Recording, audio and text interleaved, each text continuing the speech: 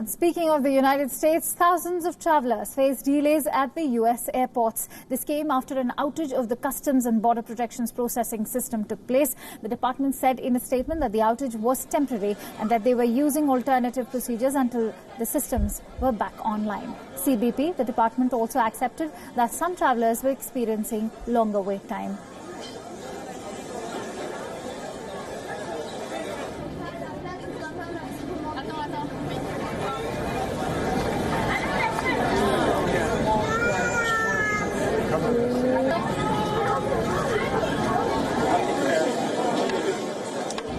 After about 45 minutes, we landed about 2:15, and we just got out, and it is 5:15. We don't know. They've been very nice, and they kept the other shift on, so there's a double shift in there now. But, yeah, it's nationwide. Passengers at the Dulles Airport in Washington, D.C. had to face a delay of more than 2 to 4 hours. Passengers from New York's John F. Kennedy Airport were also seen waiting in long queues. After several hours, the Customs and Border Protection Department issued a statement saying that their computers were coming back online. This is not the first time that CBS's systems have faced problems. The system was down for 4 hours in January 2017. Several travelers returning from holiday trips were left stranded.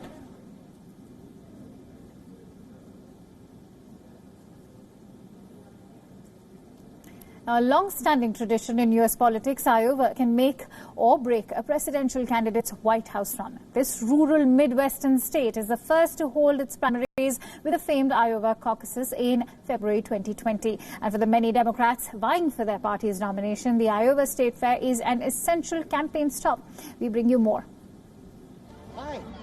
Thanks for stopping by to vote. Here at the Iowa State Fair, visitors can vote for their favorite presidential candidate, more than a year out from the 2020 elections. The ballots at this largely agricultural fair are corn kernels, and the many Democratic candidates are all represented. On the Republican side, Donald Trump appears all but guaranteed his party's nomination. Nice to see you again. The former vice president is the frontrunner in national polls and is treated like a movie star here.